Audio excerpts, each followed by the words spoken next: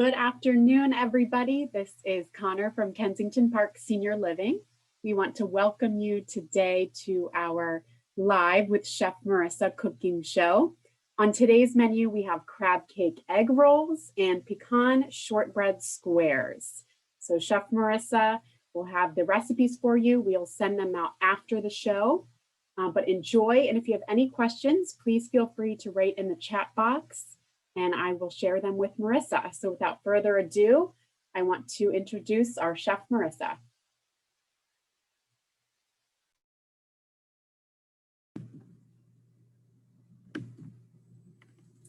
Good afternoon, everybody. Thank you for being here with me and welcome back to Kensington Cooks. If this is your first time, welcome. So today I'm going to start off with a crab cake egg roll, which is pretty popular these days. If you're into food trucks or just different modern restaurants, a crab or any kind of egg roll, you can put really anything in it.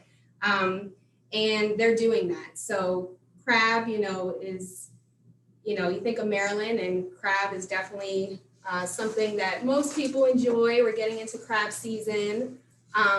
So I decided to pick this. There's many other things you can go with, not just Asian, but Philly steak sub. You could put any kind of meat, whatever your preference is. I'm going to show you today what we're going to do. I do have a little after, if you can see it, and I'll show you when we get closer to being done. But I'm going to start off with some cream cheese. The base of this, we want it to be really creamy, cheesy. We have sour cream. We have a little mayonnaise. So it may not be the healthiest option, but it's definitely delicious. And I know many, many people, especially born and raised in Maryland, love crabs. We have lump crab meat. I have about a pound of crab meat. It smells delicious. I can just eat this by the handful. And to this, so you want to start with softened cream cheese. It's just going to work a little bit better to get the consistency down. I'm going to put some gloves on because it's going to get a little messy. I have a little Worcestershire sauce. So really your seasoning for a crab cake is pretty much what you're going to put in here. You can omit or add whatever you want. Old Bay, which I know many people in many different states have crab cakes on their menu. And for me, they're not crab cakes. They put all sorts of peppers and onions and all sorts of things. To me, a crab cake should be crab. And as least amount of filler as possible. This actually calls for no filler, which is wonderful. We're just gonna mix everything till it gets combined. And then we're gonna add some cheddar cheese. The fun thing about this is you're putting in ingredients that you like. You can add a little Dijon mustard, whatever your preference is. You can omit and add, as I said, whatever your preferences are. If you have a certain cheese you prefer, go ahead. So to this, I'm going to add about a cup of cheese. And like I said, when you're cooking at home, you can get messy. I don't want to get too messy for all of you, but I'm going to just put gloves on, just incorporate it all. And then for this, we're going to go with wonton wrappers, egg roll wrappers, which are just a larger wonton wrapper. You can do wonton wrappers if you're cooking this for maybe a little get together that you're having. You can do wonton wrappers and make them smaller. This way, if they're more bite size, not as big. Egg roll is obviously a little larger. You can always cut it in half. So to this, I'm just going to taste as you would pretty much anything you're doing to make sure it has enough seasoning. Morissa, where do you get your crab meat from? For Kensington Park, we get our crab meat from, we have a seafood purveyor we use. But, when I'm out home at whatever grocery store I'm at, I prefer lump pasteurized crab meat. I'm just going to add a little bit more Old Bay. And you can add to your liking. Old Bay tends to be a little salty, so it just depends on your preference. But I prefer lump. Obviously, lump is a little bit more expensive. You know, sometimes when whatever you're cooking, you know, maybe the crab is getting hidden, you may want to use back fin or claw meat. Not my preference, but you can certainly do that if that's what you choose to do. So I just have egg roll wrappers, which you can pretty much any grocery store these days are going to have it. Just regular egg roll wrappers.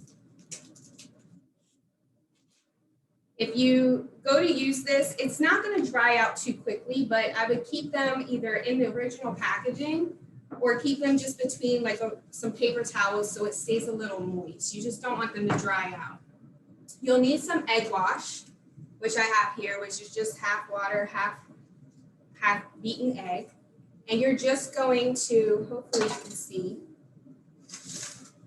you're just going to take your fingers and just go along the border of the wonton wrapper.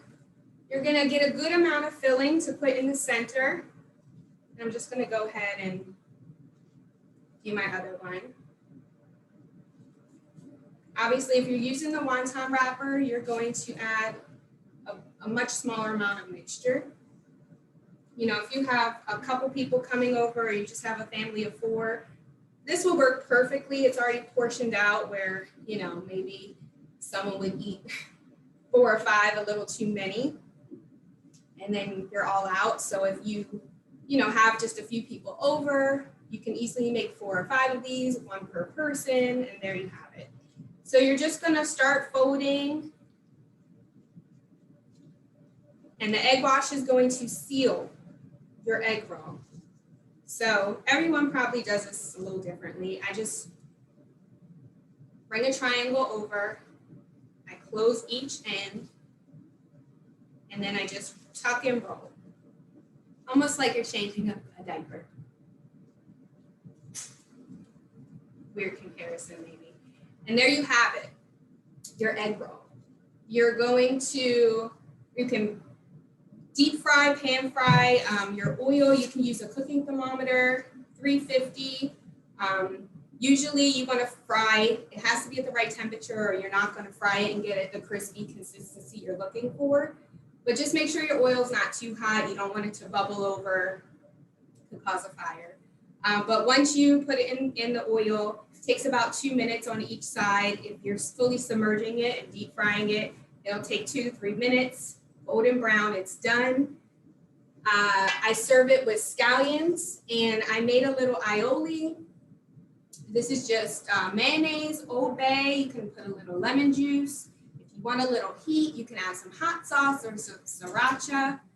And this is what it looks like. I hope you can see it.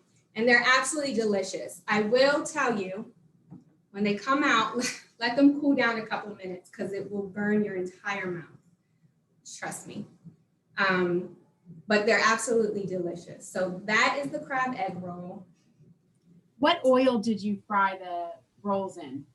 I use just canola oil. Like you can use whatever, peanut oil, canola oil.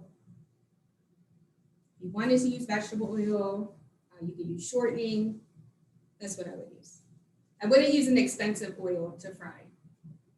I'm just going to remove this. Okay. So it's very simple. Hopefully you all thought it was pretty simple. And you can feel free to try this at home. Let me know how it turns out, how your family and everyone enjoyed it.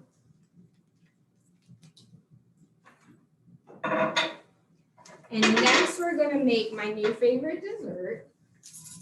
If you joined us last time, I told you I was never a big dessert person, especially making desserts, but I've learned to actually enjoy it. These are our pecan shortbread bars, and they're absolutely delicious. I say on a scale from easy to hard, they're in the middle. So if you're not an avid baker, but you're willing to learn or you enjoy it, I say go for it. So for this, all you'll need is a food processor and your stove. So you want to start off with cold butter. Cold butter just helps solidify the dough, whether you're making pie crust, shortbread, cold butter is best. So I've already mixed my ingredients for the dry, which is flour, which is all-purpose flour, cornstarch,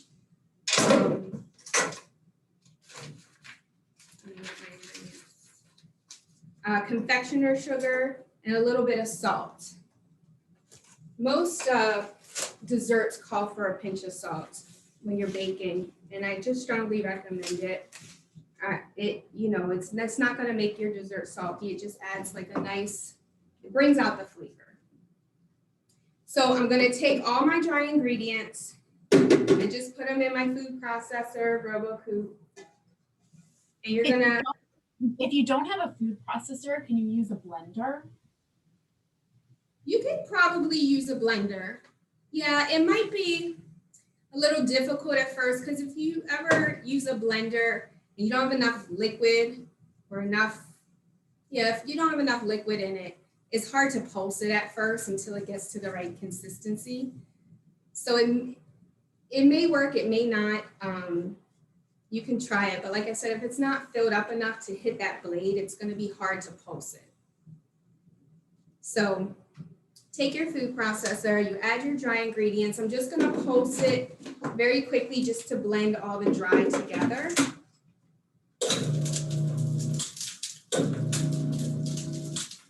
Okay, and then to this, I'm going to add the butter. You can add it all at once. You can add it a little at a time. It doesn't make a difference, but just make sure it's as cold as it can be.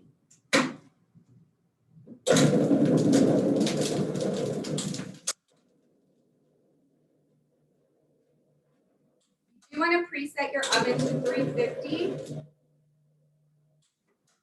because we're going to do this in 2 batches. We're going to bake the crust first. Then we're going to, while it's baking, we're going to make the filling.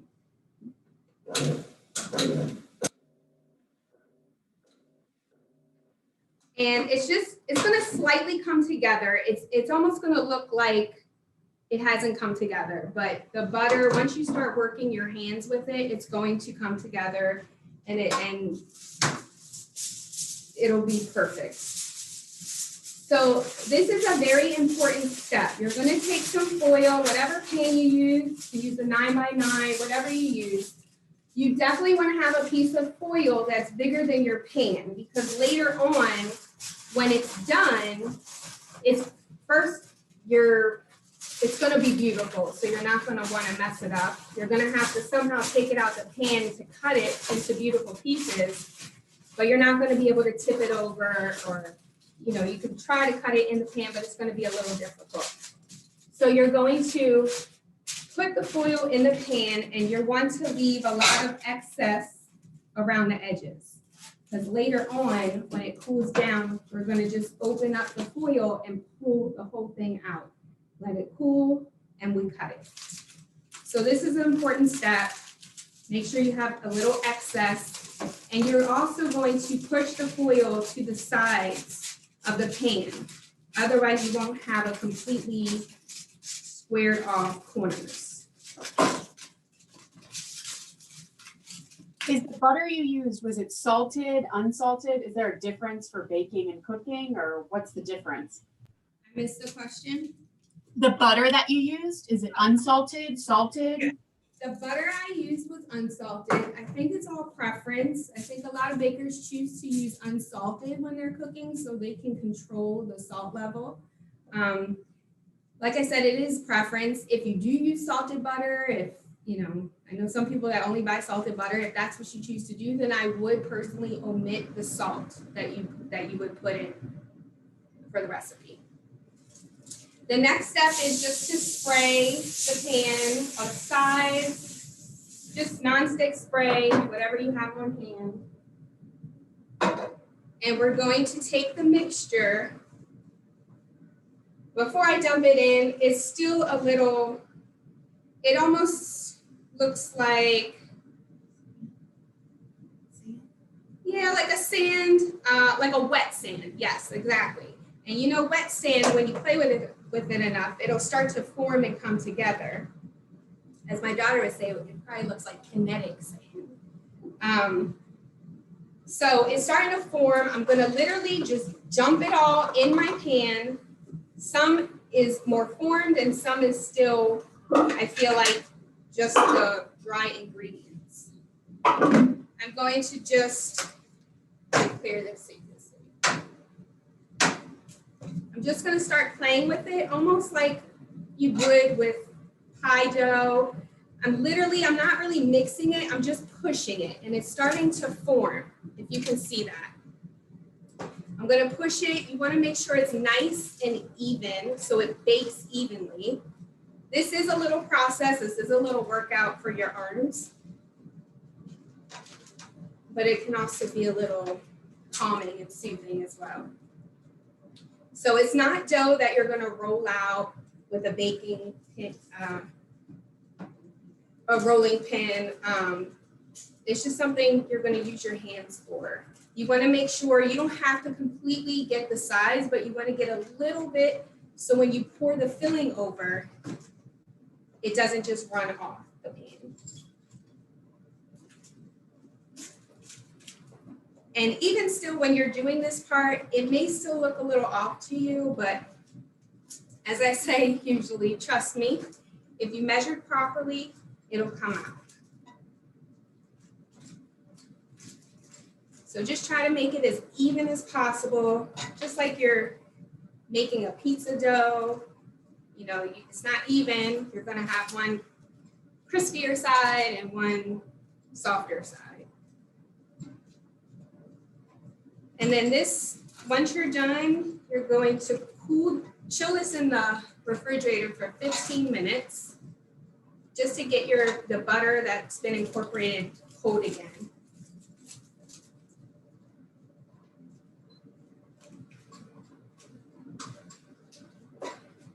So we're gonna pretend we've chilled it, and then we're gonna put it in the oven. Like I said, you've already preheated your oven for 350. For about 15 minutes, we're gonna pretend it's baking. So here's our oven. So while it's baking, we're going to make our filling, which is really yummy. So we're going to take the butter. This is 1.5 sticks of butter. We're just gonna melt it. And to this, we're gonna add brown sugar. Butter and sugar, yummy. So these two are probably not the most healthy options, especially as we're hitting our summer bodies, right? But they're crowd pleasers, and that's what matters. So we're just gonna slowly let this melt. The butter, the sugar together will start incorporating. I have 3 cups of pecans. It looks like a lot, but you're gonna need all of it. I have some honey and a little vanilla extract. If you have vanilla bean, that's even better. So just slowly add this. Pretty soon it's gonna smell really good in here, and that's where I wish we had a smell-o-vision. So just slowly add this. We're going to add the vanilla.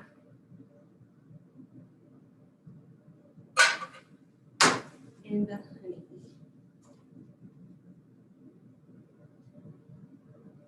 So we're almost gonna make like a little caramel for the pecans.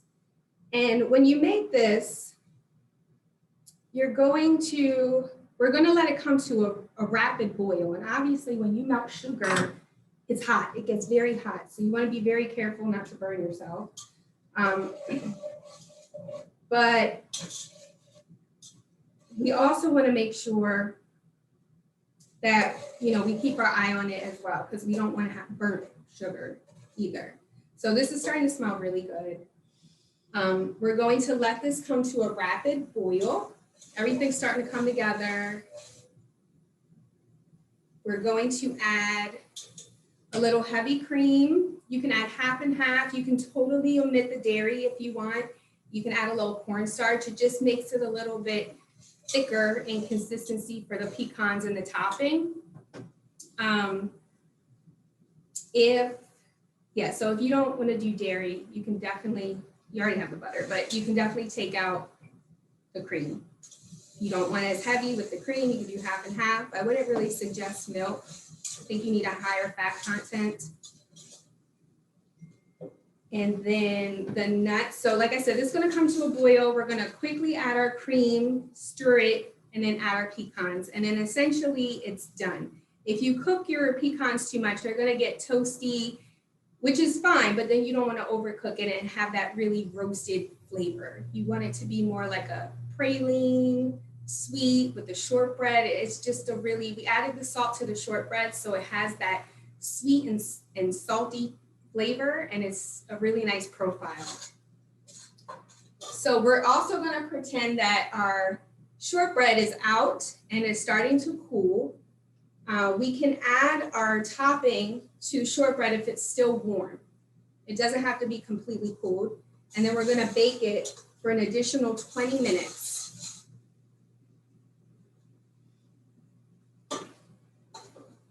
So it's starting to come to a boil. I'm just going to let it cook a little longer.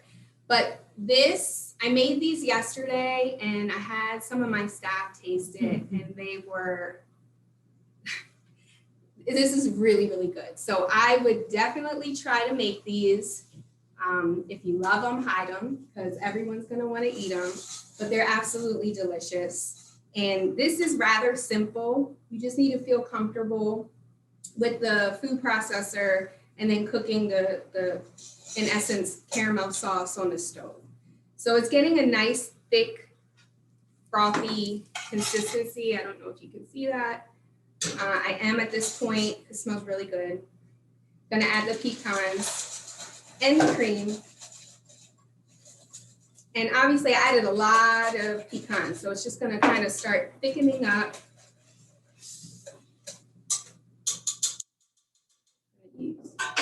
Now's probably the good time to use Is it like a gooey consistency, like in a pecan pie, or is it different? The consistency like a pecan pie. Is it like gooey? It's gooey, but with this, because we're going to bake it just like a pecan pie, but a pecan pie, you have other ingredients in there that it's going to keep it a little bit more moist, a little bit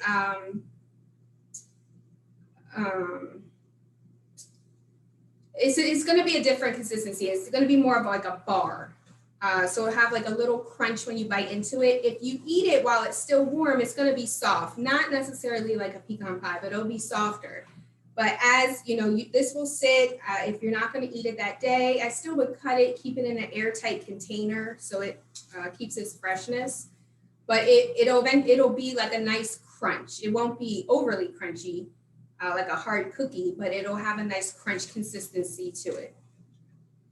So it won't be as gooey as a pecan pie. Would you recommend using any other type of nut? What other nuts do you think would you recommend? I think you can use walnuts.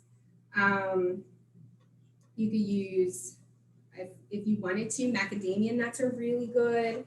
You could do cashews. I wouldn't necessarily, it depends. Everyone has their own preference with nuts. I mean, could you do peanuts? You could. But I would do definitely an unsalted nut. But all nuts have really good benefits for you. But pecans, for me, would be my top choice. But yes, you can pick whatever nut works best for you. So we're just going to pretend that this is baked. It's going to be just golden brown when it comes out the oven. Like I said, you can definitely, you don't have to wait for it to cool down. You can pour it on top and you're going to pour it, spread it evenly and bake it for 20 minutes in the oven. When it comes out the oven, let it cool. Doesn't have to become completely cool, but I would let it cool halfway. Then, like I said earlier, this is the important part you don't want to forget. You'll just unfold your foil it'll lift right up, and I would just place it either on a wire rack to continue to cool down. It doesn't have to be on a wire rack. It could just be on your kitchen counter. Let it cool down. And I would cut it while it's still a little warm. You can wait, but as I said, it's going to get harder, and it'll be easier to cut when it's still a little bit warm. And enjoy. All right, thank you, Morissa. Do we have any other questions before we head off? We'll give it a minute. Any ideas what you're going to make for next time, Morissa?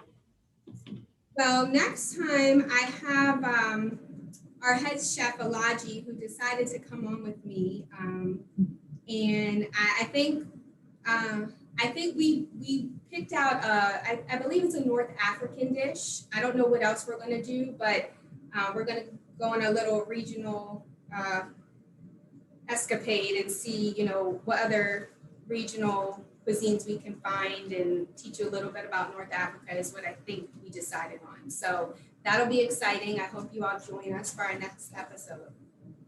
Awesome. One more question. Does a knife or a pizza cutter work better for cutting up the squares? Would you? I would do a knife. If you do a pizza cutter, you're going right into it, and it may just kind of break. Where a knife, I would start at the top. You're going to have it flat on your counter, and you're going to put the heel down, and it's going to give you a nice clean cut. Where a pizza cutter, you're just going to kind of ram through it, and this isn't. It's more of like a bar crumble, so you want it to be a clean cut. Awesome. Well, thank you so much, and we hope to see everybody next month. It'll be on the third Tuesday in May, and we thank you for coming, and we will send the recipes out this afternoon. So thanks, everybody. Bye-bye.